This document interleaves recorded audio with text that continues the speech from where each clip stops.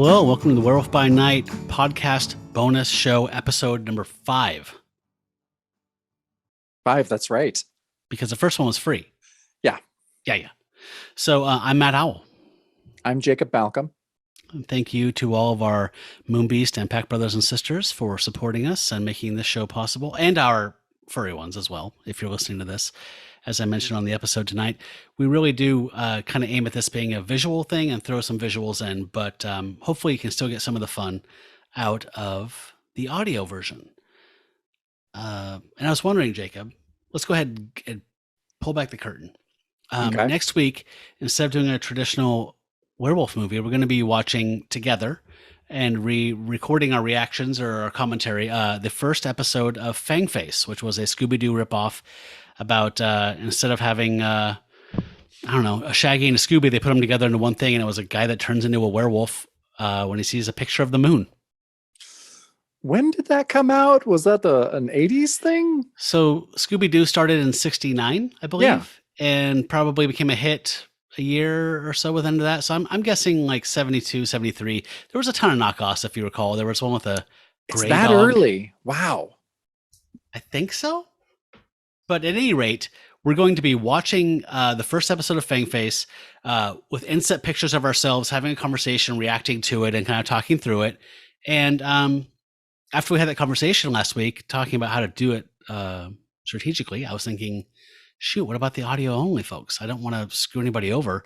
And I thought, well, what if we include a little audio cue in there? I go to YouTube, pull up this thing, here's the episode, do a countdown, and then hit play. And then they can have, I don't know. I think I can do it.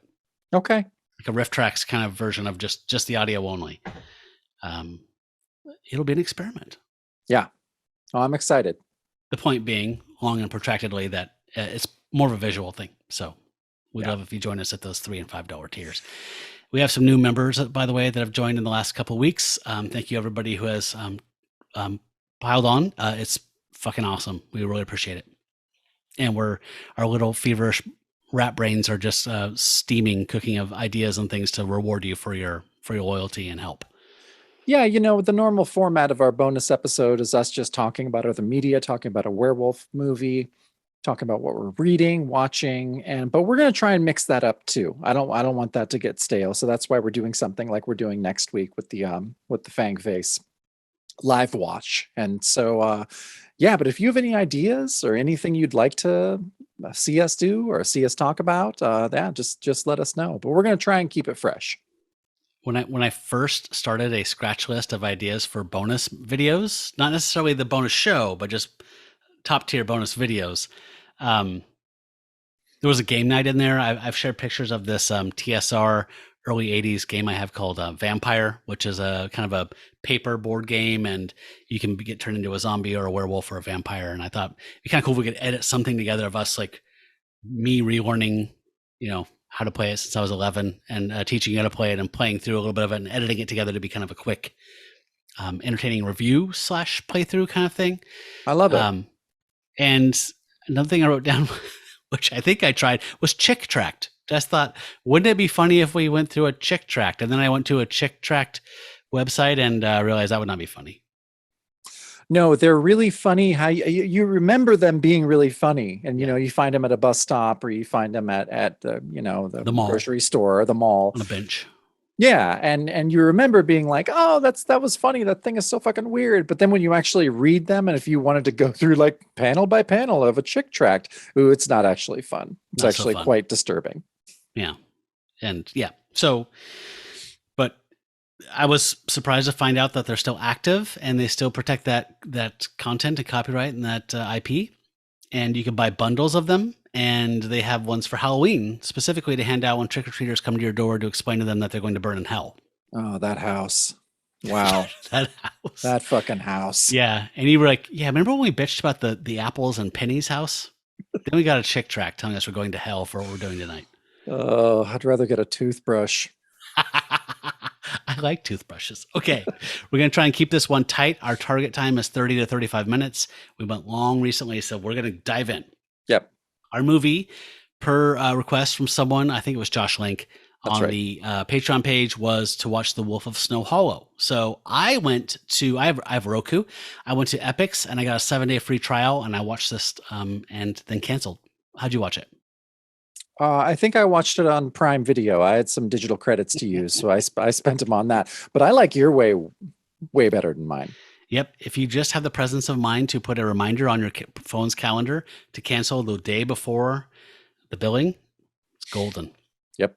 Speaking of, I tried to watch this Saturday night. As some of you might know, I'm having adult beverages on podcast night and then one weekend night. And my weekend night was this, and I got super stoned and tried to watch it, and I could not make heads or tails of it.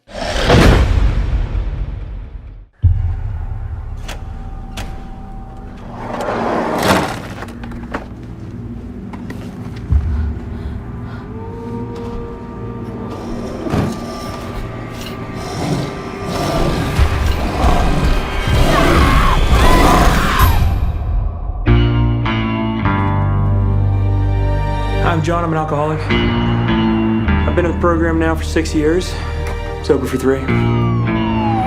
This is scary. It's new. I never saw a body like that. There's gonna be a lot of late nights and overtime because of the brutal murder that happened in town, and I didn't want to set up expectations that I can't keep. Our expectations of you are very low. Spans of the bites are gigantic, same as the distance of the paw prints. It's a wolf. Or maybe it's a werewolf. No, let me just make this perfectly clear. There is no such thing as werewolves. Our killer is a guy, and I'm gonna find him, and I'm gonna kill, and we're gonna bring him to justice. And I had to turn it off after about 20 minutes because I couldn't tell what was going on and I didn't understand what film was anymore. But I watched it the next night, stone cold sober with Renee, and we both loved the shit out of it. Agreed. Yeah, right out of the gate, I loved it too. I was an appropriate amount of stoned, which Okay. I have really dialed in for our werewolf films. Good. Yeah. Yeah. I don't want to relive Where. That movie, I definitely was struggling to maintain my molecular adhesion, and Oh yeah, that was a bad one to get super stoned to. and it has some extreme violence here and there. Yeah, as that well. was So it no way. Yeah. Yeah. But this one, however, was written and directed by and stars Jim Cummings. Do you know much about him? You know, I looked at his IMDb and did a little research on him. I'm not really familiar with any of the shit that he's been in. Yeah, I'm not either. Like any of it. Yeah, and it was weird because when this started and it said written, directed by, and then it showed him, I was like, oh, him. I follow him on social media for some reason. Probably because I go to horror festivals and do stuff like that. And then it recommends people that, when you're retweeting stuff like that from filmmakers and whatever, they just kind of say, oh, you might want to follow Jim Cummings. So I've been following him for a couple of years. Okay. But yeah, when it first popped up, I was like, the guy that did the voice of Tigger and then took over Pooh after that guy died? And like, no, not that Jim Cummings. No. Different Jim Cummings. I believe that Jim Cummings is still with us, but Yes. aging voice actor. Yes, this is Jim Cummings. He's a younger guy, and it looks like in his late 30s. Mhm. And he's been a producer of lots of like short films. He's directed a couple things. He directed something else that I kind of want to check out now that I've seen this. But this is, I believe, the last role of Robert Forster, who's an actor that we dig. And he was Sheriff Truman, the other Sheriff Truman in Twin Peaks: The Return, and who was dying of brain cancer at the time. And in this film, there were some kind of eerie echoes from that because he was still dying and he looked a lot older and more frail. And his character, is not well. So, but yeah, this Jim Cummings plays the sheriff's son, who is a recovering alcoholic and has an ex-wife and a teenage daughter who's about to go to college, and he is struggling to maintain his sobriety and deal with his rage issues in this small skiing town.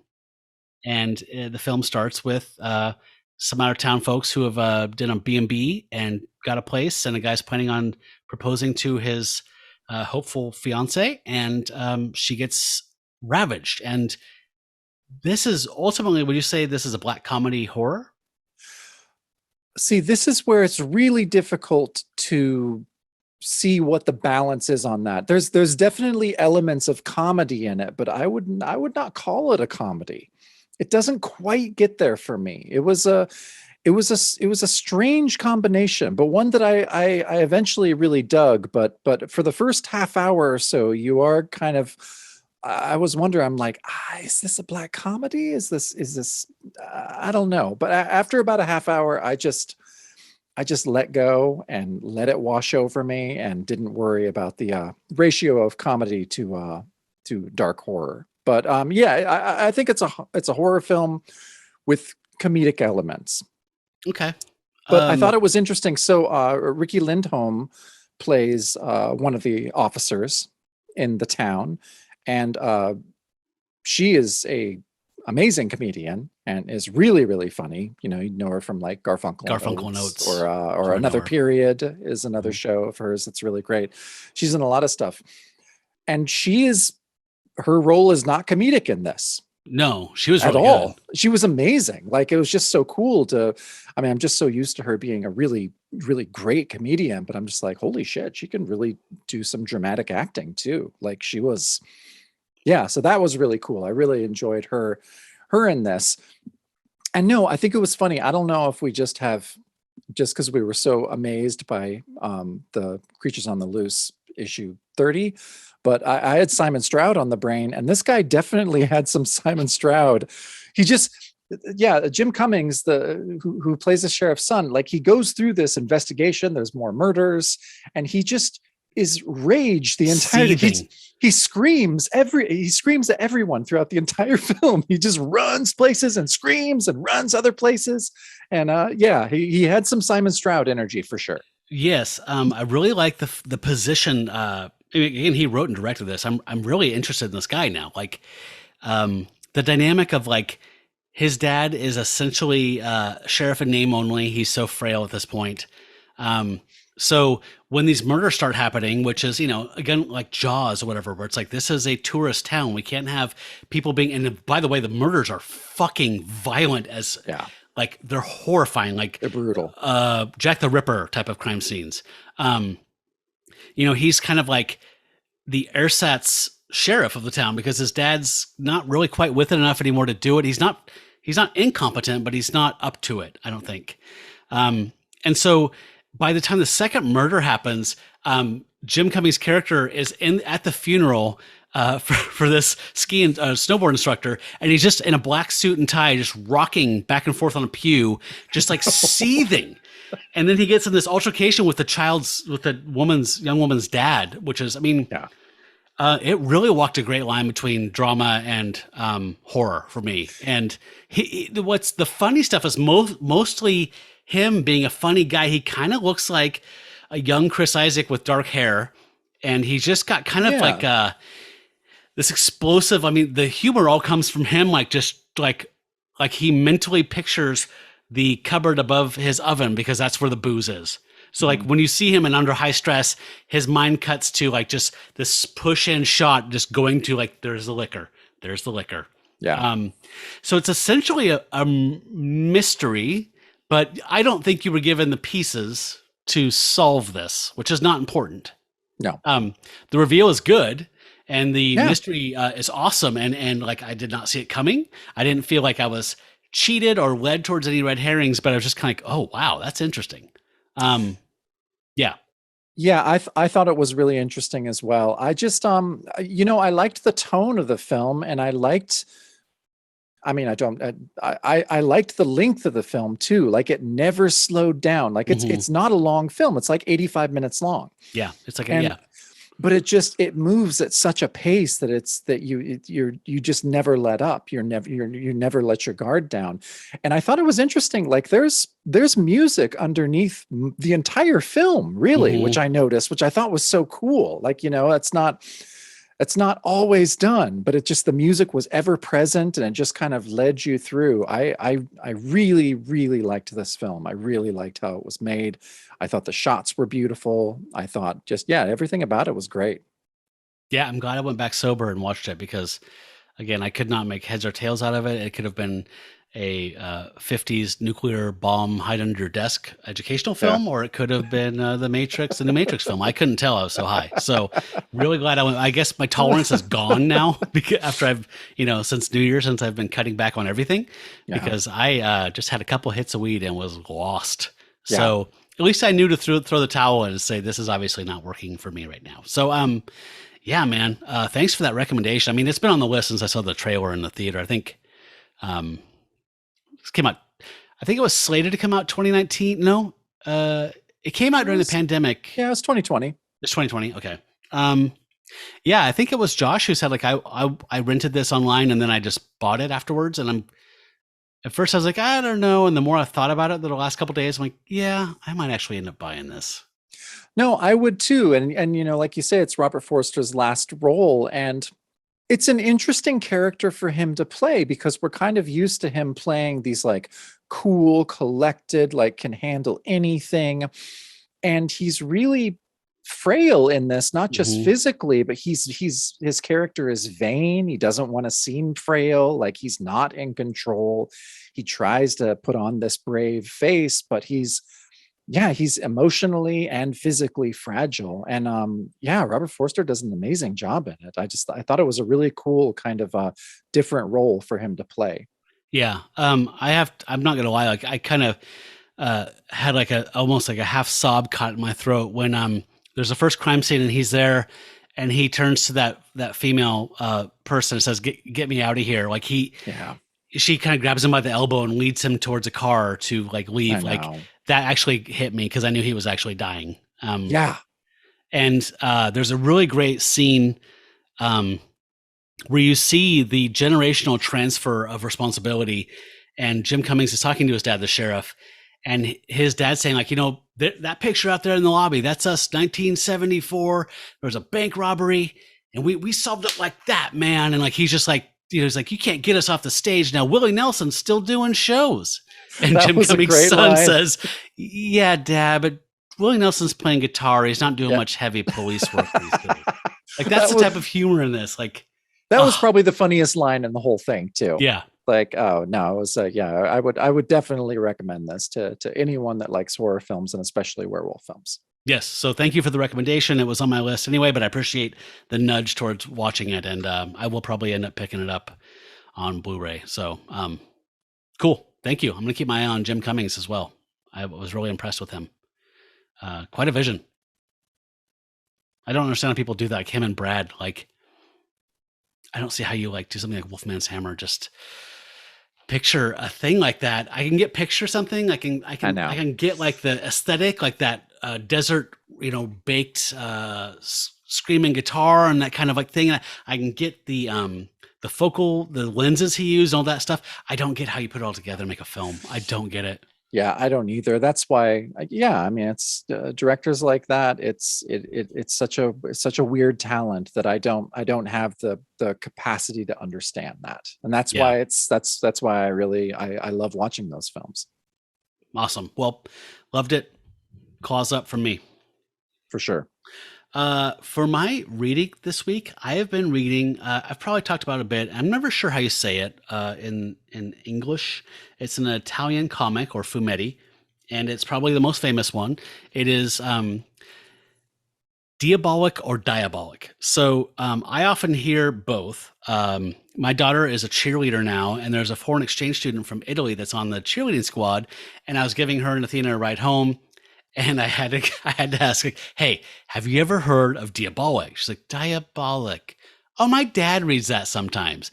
So it is big, but it was started in the early 60s by two Catholic women. And it's kind of considered to be a reaction to the censorship and oppression of Italy at that time socially. So Diabolik or Diabolik, depends on how you hear it, is essentially... if James Bond had no morals and was just a thief with a hot girlfriend. He wears a cat like bodysuit. So basically picture a domino mask and it's everything but the domino mask. It's just a black suit. He has daggers. He has badass cars. He has a hideout. He has a mistress who helps him in crime named Eva Kant, or Eva Kant. I don't know how you say it, Kant. And these were not published much in English, which is my biggest heartbreak. Yeah. So in 1986, 2 were published by Pacific Comics Club, and they were the size of those. I don't even remember when Spider-Man and did a few of these little digests. It would be like 3 issues of Amazing Spider-Man in the mid to late 80s. It's that same size like an Archie. And so there was two of them. That's it, just 2. And so that was 86. And then in 1999, Scorpion did 6 issues. And I have tracked down 1, 2, 3, 4, and 6.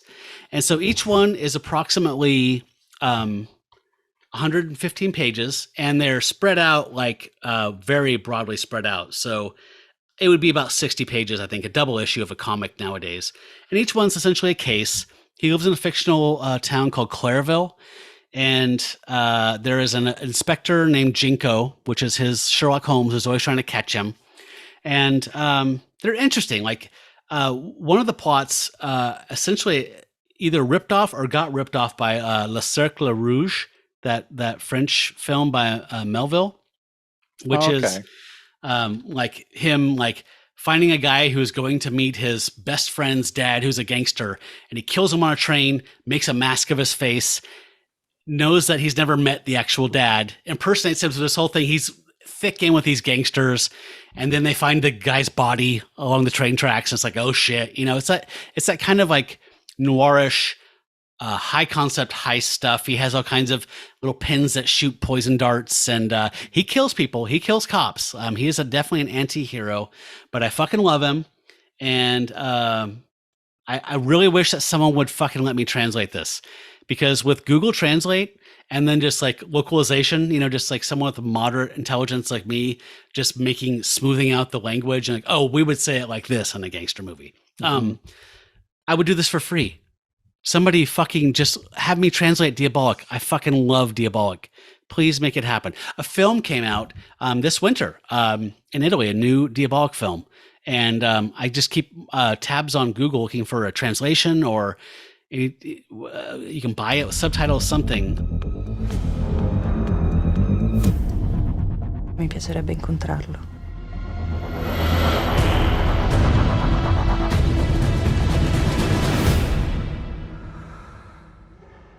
Chi sei veramente? Emozioni. Il cuore che batte forte. Questo mi farebbe innamorare. Nessuno si prende gioco di me e rimane vivo.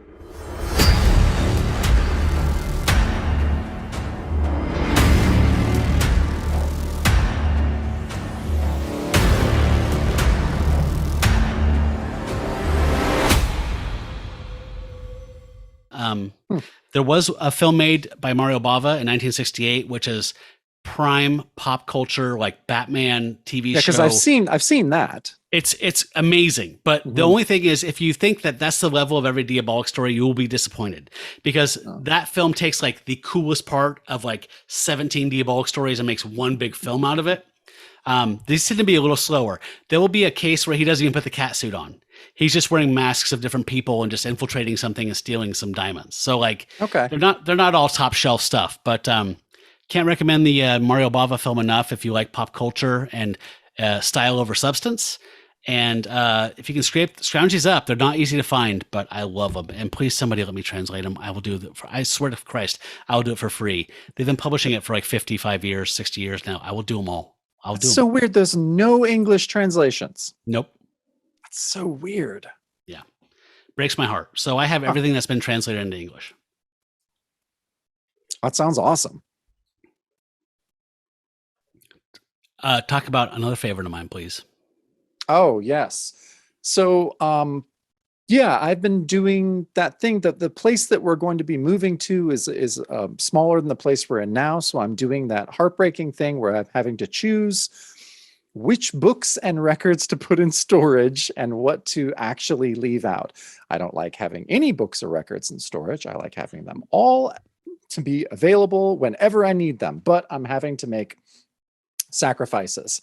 One book that I will not be storing and that I actually pulled off the shelf this first time in a year or so, is the complete works of Fletcher Hanks, which came out I think maybe like, no, God, pandemic time, maybe like 3 or 4 years ago, I think. And, you and I were talking, like a lot of the people that listen to our show probably know who Fletcher Hanks is. But just in case you don't, he was a golden age comic artist. He did work mainly for Fox and for Fiction House. He only worked for 2 years. He worked from 1939 to 1941. And did his most famous characters are probably Stardust, who, is a muscly man with a tiny head. Where's your shirt? Who is a space wizard. I know. I really should have worn my shirt. I have multiple Fletcher Hanks shirts. This is a video show. Yeah, I know. I love his shit so much. Other one is probably Phantoma, who's a jungle queen. Who people say is like one of the first who I guess predates Wonder Woman, kind of. I mean, there's other female superheroes that were around at the time. I'm not quite I love her sure because she's terrifying. She's fucking terrifying. And she turns, so just like the cover of this book, this is Phantoma. I love it so much. And she is super terrifying. And so he did work under a couple different pseudonyms, but his stuff is so bizarre, hyper violent, just strange, like so strange. I read a lot of Golden Age comics, and they're fun and goofy, but this is truly odd. Like you don't know what kind of mind like this came from. And I love this book. His complete works were reissued before this in 2 volumes. This one, the complete one that I'm holding now, is called "Turn Loose Our Death Rays and Kill Them All," and it's very typical Fletcher Hanks line of dialogue. What I love about this one is that a man who put this together, he wrote there's a comic about him at the back of the book that's about him going and interviewing Fletcher Hanks Jr. And it really affected me, because as a person who over his life gets really obsessed with really obscure figures and trying to find out more about them, and how you kind of build up in your mind, how amazing this person must be, and it's this man's story. It's where he tracks down Fletcher Hanks Jr. and goes and he's so excited to talk to him, and it's just like, oh, I'm a huge fan of your dad's comic work. And this guy was like, my dad drew comics? and he's like, yeah, and he shows it to him. And as the interview goes on, and we find out that Fletcher Hanks, the comic artist, basically was a terrible human being that abandoned his family before he even got into comics, and was horribly abusive to his wife and his sons, and was a total drunk. Just like, the son's talking about like, I made extra money for the family, like growing and selling vegetables, and my dad stole all my money. Just take it and drink it away with his friends. And he just sounds like the biggest piece of shit on earth. And it's just, I love in this comic, the biographer's reaction is just like, oh God, to where the son's kind of telling him more and more terrible things about him. And it's just that thing where when you see something that's so unique and kind of twisted and weird, you got to kind of expect that the person that made it might not be exactly like a super nice person or a super normal person, that there might be problems there. But it's completely human to want them to be right. I mean, you want to shine the best light on them because they made something that makes you happy. Yes. So it's a very human reaction to be like, God, that guy's awesome. Like Henry Darger, he must be the best guy ever. And then it's like, well, he was a shut in, and he had kind of interest in young girls and whatever. I mean, it doesn't mean that his art's not intriguing and beautiful and strange. No, but let's not project. I mean, we're going through a thing now where apparently Joss Whedon's the worst person ever. So yeah, exactly. I mean, and again, this is all. I mean, everyone's going to make their own personal choice on a case by case basis, whether they still want to read something after finding out maybe not great things about the author or creator, of whether of stuff that you really love. But you kind of expect it too when you're, last week, my wife and I went and saw the Karen Dalton documentary that was playing at the Hollywood. I'm a huge Karen Dalton fan. And she's finally getting a little more recognition. And she's a folk artist who started out in the early 60s, and her voice just is heartbreaking. And it just totally, it's very emotional, me listening to her and going to see this movie.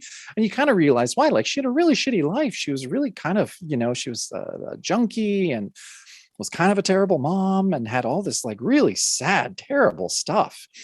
And so it's interesting to find out those things about artists that you really like and kind of reappraise their work. I don't think it ruins it most of the time, but it gives more of a context as to, I mean, I'm not a 15-year-old kid anymore who believes that you have to suffer to make great art, because that's fucking stupid. Of course you don't.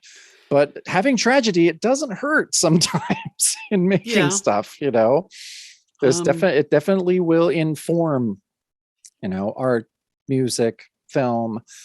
And I feel like, I mean, Karen Dalton had a fairly tragic life. She's junkie. She died of AIDS in her early 50s. Early 50s? I think so, yeah. Of AIDS? Yeah, I think she died in the late 80s, I think. Oh, 80s. I thought you said 50s. No, she was in her early 50s. Oh, in her 50s. Yes. God, I was like, wait a minute. I thought the first recorded case was 78 or No. You just blew my mind, man. Yeah. But and Fletcher Hanks, not a great guy. And he lived a long time. He lived to be almost 90. And he also had a very sad life. He was not in contact with his family after like the 40s. And he ended up freezing to death on a park bench in New York City.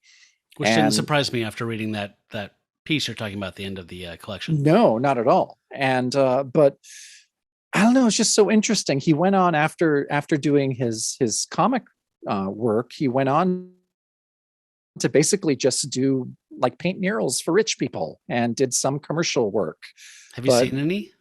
There's some of it in the back of this book. Okay. Not as much of it, but and he just was kind of forgotten, and he would have been forgotten. But I think it was Art Spiegelman who started found his stuff and started reprinting it in his magazine Raw. Thank God. I think he is considered the guy that kind of first shone a light on Fletcher Hanks' work, and it is astounding. I just think it's so weird, bizarre.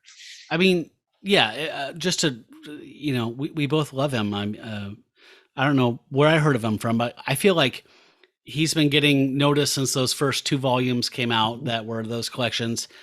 Was it Destroy All Civilized? What was the first collection? No, Destroy All Civilized Worlds, and then I can't remember what the other one. But so I saw that in some kind of like a blog or something, and I felt like like this is something I need to talk to Jacob about because, and I bought it and I read it and loved it. But it's like that thing where it's like, obviously, at the time, comics were something that we've talked about this before. Like, it was just a quick moneymaker. Let's just crank this stuff out. Superman and Batman are popular. Let's just make more things. And there's a lot of disposable stuff from the Golden Age that is that is not memorable. Like the Dart and whatever Ace Boy. A ton of it. Most of it. Right? I mean, it's like the art's negligible, the story is forgettable, but this, like, you read it and it's like when you're watching like a really good bad movie, where like this feels like it was done by an alien, like someone who doesn't understand human beings and how human beings do things, even super ones. It's just it so strange. It does feel otherworldly, and also like he did everything too. He would pencil, ink, letter, and color the stories.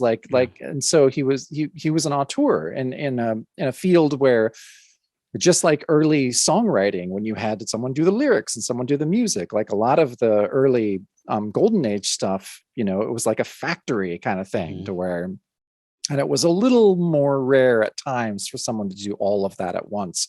But I think it adds to the mystique and the true uniqueness of his work. Yeah, especially because like at that time, like you're saying, there were house names that were pretty common, where there would be 4 or 5, rotating artists or whatever doing different parts of things just under one name, to give the illusion that it was one creative mind. So yeah, this guy was actually it. And there is no way to really describe it other than just to say you need to read it.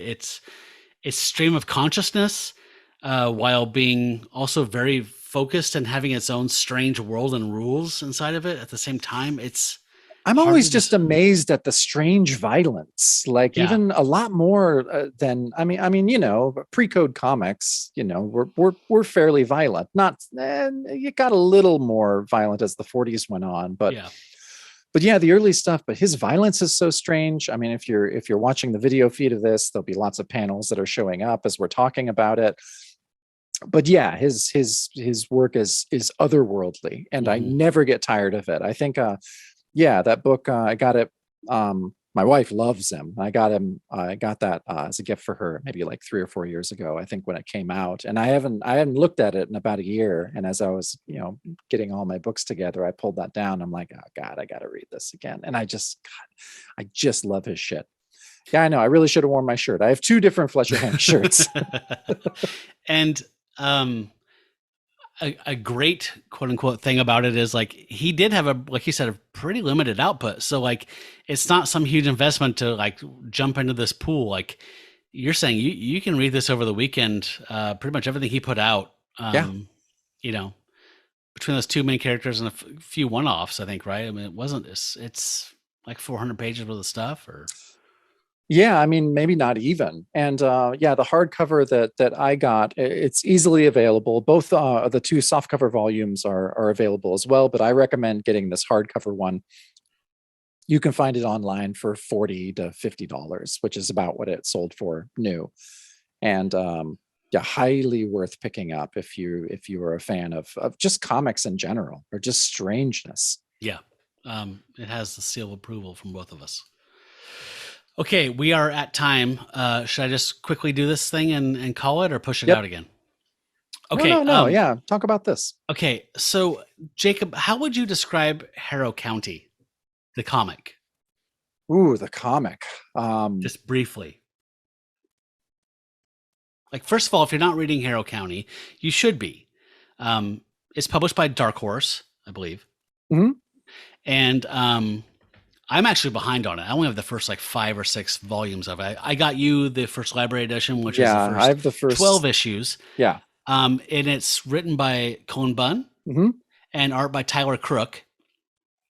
How would you describe the premise even? Like, it's a girl who has a legacy of witchhood, being of magic. Yes. That's kind of like denied to her legacy or hidden. And it's revealed to her. The art is gorgeous. It's this kind of folk horror. Yeah, I think that's the best way to describe it. I mean, it's a folk horror book. Yeah. So I absolutely love it. I'm behind on it, I will admit that. But the stuff I've read is absolute gold. I think the first volume is called like The Skinless Boy or something like that. Like, it's very gothic-y, very Southern Gothic horror. But the cool thing is that the artist, who was, what did I say, Tyler Crook? Tyler Crook. Made a soundtrack for the first 2 volumes and gives it away on Bandcamp. Seriously? So a lot of people like to read music to comics. I'm not one of those guys, but this is one of those rare. You do? I do. I can't do it. I have a fucking rat brain, man. I have to focus, or I can't. Lo-fi hip hop on YouTube is like the only thing I can hear and read.